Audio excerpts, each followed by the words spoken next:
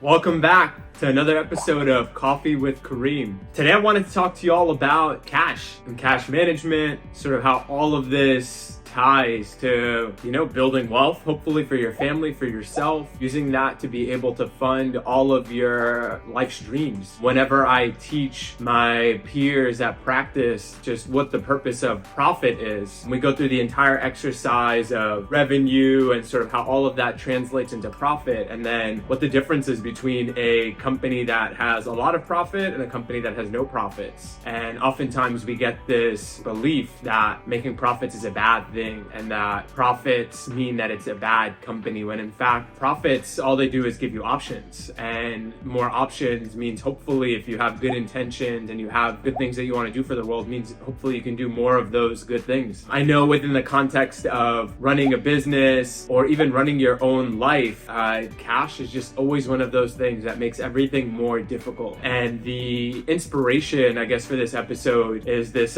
quote that I ran across recently, and it said, there comes a point when a dream becomes a reality and reality becomes a dream, by Francis Farmer. And I was reading it and I was just reflecting the day before on just how surreal my life is. I've been blessed with so much abundance. God has done so much in my life, and a lot of what I want to do in this next chapter, in this next season, is make sure that there's ways to help other people and sort of share the things that I did that have helped me get to where I am today, with the hopes that they'll help you get to where you want to be, not get to where I am, but get to where you want to be when you're ready for it. So a lot of it is around this sexier, not so sexy topic of cash management, and I'll just give you some background. I studied business in undergrad, I interned on Wall Street, and then amongst that built my own company and built it into a profitable social enterprise. In so many ways have been able to fund the lifestyle, the dream, and everything else that I've wanted to today. But it didn't come without making a lot of sacrifices along the way. So if you're watching this and you're thinking, oh, this is going to be easy, or I'm going to be able to give you the secret to how to do all of this stuff, just know that yes, I'm going to share the secrets. They may not be secrets. True, you're going to have to put in the work, but if you do put in the work, there's no reason why you can't achieve it. Coming from someone who didn't have any inheritance, was paying rent at home since I was 13 years old, moved out when I went away to college, didn't go back home, and sort of saved everything I could after that. So I kind of already said a little bit, but one of the most important financial skills that you can learn throughout your entire life, more important than what you might think, and it's not investing, it's not understanding financial statements. Those things are cool, they might be important. It's not really knowing accounting 101 or anything like that. It's actually a much simpler concept, and it's called saving. At the core of any really abundant person's, I guess, track record, right, where they've built or amassed a fortune, there has been a lot of saving. They understand the concept of saving. They understand how to put away resources for a rainy day. They know how to put away resources that they're going to be able to use later on to multiply something in their lives. And so I now today know in hindsight why they give children piggy banks, right? You want to start teaching that concept at an early age. But if you didn't get one as a kid, you're an adult today, you're watching this and you're like, man, no one ever taught me how to save, or I never had the piggy bank. It's not too late. Even if you're saddled with debt, or you maybe don't have anything, maybe there's no debt and you want to figure out how to move ahead, because every single time you get to a place where you're making something, that money comes in and goes right back out, and you feel like you're almost running in place, right? You're on this treadmill where you're sprinting but not actually moving anywhere. The core of all of that is really learning how to save. When I graduated from college, I turned down my high-paying Wall Street job offers, and within a decade was still able to save over $1 million.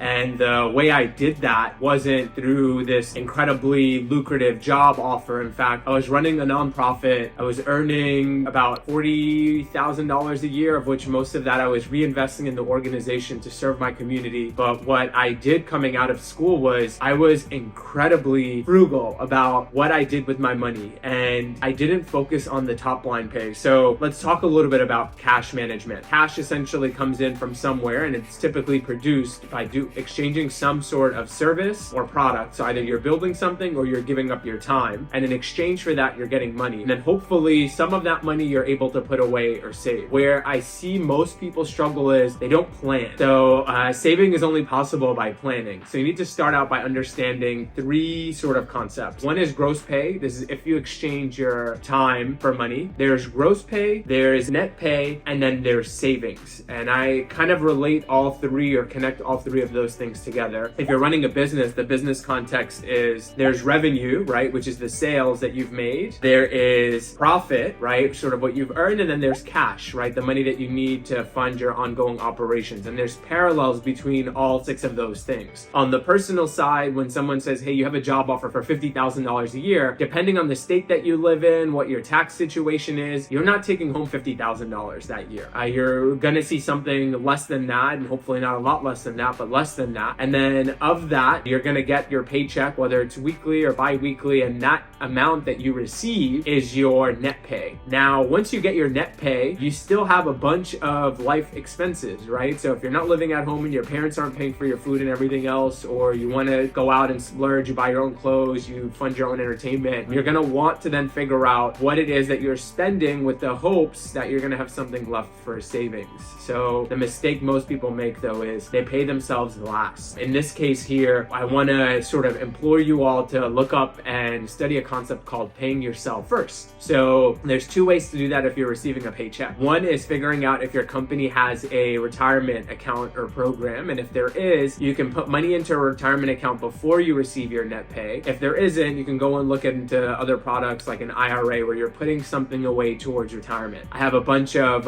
resources out there that I've talked about on the financial literacy side that can help you understand some of those products that are out there. I'm not selling you anything. I don't want you to think of this as a pitch for any retirement products, but I simply want you to think about how to put away more of your money so you can use it to create more optionality in your life. So you get your net pay, and then what I would encourage you to do next is start to figure out how much of that money you want to save. So you take that amount and you put that amount in savings. And now typically you might have a goal. The goal might be to pay off a certain amount of debt. Maybe it's to fund a big purchase. Maybe it's a vacation. Maybe it's something else that you really want to do, and start putting away that money next. Then after you've figured out an amount that you want to save that gets you there within some time frame, right? So if you said, hey, I really want to save $1,000, the next question I would ask you is, by when? So that's a really important question to answer. A lot of people say, well, I want it to be yesterday. And it's like, yeah, okay, yesterday passed, you can't do that. So then next month, well, how much are you earning? And that plays a role. So if you're earning, let's say $50,000 a year, it's gonna come out to a little bit less than $3,000 a month. And I would say post-tax, right? Somewhere around that, give or take a few $100. So if you're earning about $3,000 a month, now, if you said I want to save $1,000 in 2 weeks, I would say, well, your paycheck is only going to be $1,500. So if you have expenses like food or rent, you're probably not going to be able to save $1,000 in 2 weeks. But if you instead said, I want to save $1,000 within the next 5 months, then I would say, okay, well, we need to make sure that we're saving $100 per paycheck or $200 a month to be able to do that. And then you can decide what that comfort level is. When I came out of school, I didn't have a target savings rate. If you read articles out there, they say things like you should save 30%, spend 30%, and then you have the rest for your living expenses, the other 40%, something along those lines. And there's a lot of like rules of thumb out there. My approach was save as much as humanly possible. And I made a lot of sacrifices to be able to do that in the beginning, because money is more valuable when you're younger than it is when you're older. And it's not that the actual value of the money changes, but you just have more time with the money. And so if you're able to save it for longer, it'll compound and continue to work for you in so many more ways than if you didn't have it. And so if you're young and you're buying that extra Starbucks latte, or you're going out there and you're spending money on a subscription that you don't need, just know that that money is costing you more than it could be making you if you were to save it for the rest of your life. And so I did what you call zero-based budgeting in the business context, which is you just start with what is it that you absolutely need to fund, and that's what you fund. I did that with my lifestyle. And I started with just paying my rent, figuring out what the bare minimum was that I needed for transportation to work, what I needed for clothes, if I needed it that often, laundry, some things like that, a phone bill, things that you can't avoid. And then the rest of it, I said, I'm gonna split between savings and food. And I portioned out some small amount for food. And today I'd say it was